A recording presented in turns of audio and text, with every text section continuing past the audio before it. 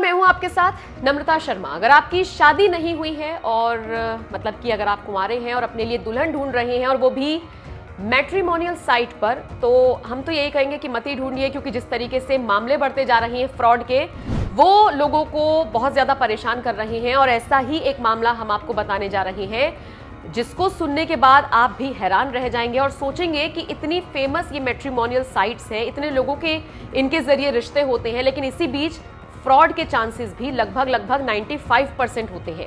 अब एक ऐसी ही लुटेरी दुल्हन की खबर सामने आई है जिसको हम आपको बताने जा रहे हैं। दरअसल ये पूरा मामला लखनऊ के हजरतगंज क्षेत्र का बताया जा रहा है। यहाँ पर एक शख्स है जो अपने लिए दुल्हन की तलाश में आए और इसी दौरान उनके पास एक लड़की की रिक्वेस्ट आई। पूरा मामला 16 दिसंबर का है। रिक्वेस्ट आई तो लड़के ने एक्सेप्ट कर ली। उसके बाद मैं आपको ये भी बता दूं कि मैट्रिमोनियल साइट कौन सी थी। ये वेबसाइट थी जीवनसाथी.com। मुझे लगता है बहुत सारे आप में से लोगों का इस पर अकाउंट होगा, क्योंकि जनरली आज के जमाने में लोग इस तरफ ज्यादा एक्टिव है। बहुत सारे लोगों की शादियां सफल भी रही हैं, लेकिन फिर फ्रॉड के मामले में भी किस तरह से बढ़ रही हैं ये मैं आपको बता रही हूं।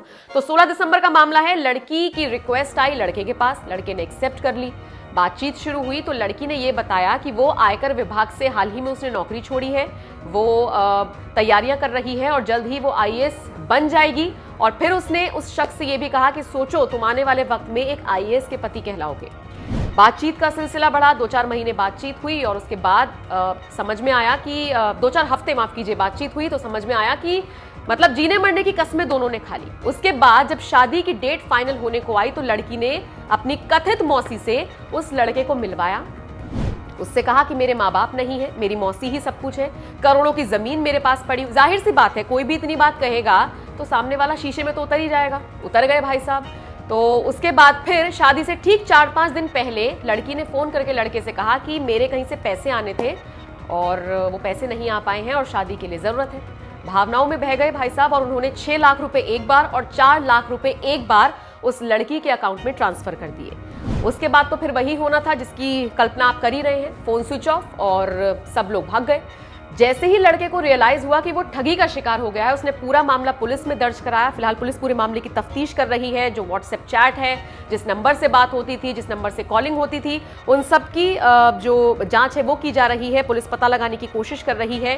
प्रियंका नाम इस लड़की का बताया जा रहा है, तो इसकी तलाश फिलहाल पुलिस कर रही है। अब तक कितने लोगों को इसने निशाना बनाया है ये भी जांच फिलहाल पुलिस कर रही है। लेकिन अभी जब तक मैं ये आपको इन्फॉर्मेशन दे रही हूं तब तक तो पुलिस के हाथ खाली ही है। और ये जो शख्स है इन्होंने बाकायदा मीडिया में आकर भी बयान दिया है और कहा है कि जिस तरीके से मैं ठगी का शिकार हुआ हूं, मैं आप सभी से अपील करता हूं कि आप लोग इन मैट्रिमोनियल साइट्स पर ना जाएं। तो ये एक मामला लखनऊ से निकलकर सामने आया है जो सभी को चौंका भी रहा है, हैरान भी कर रहा है और साथ ही साथ सचेत भी कर रहा है। इस पूरी खबर को लेकर आपकी राय कमेंट करके हमें जरूर बताएं।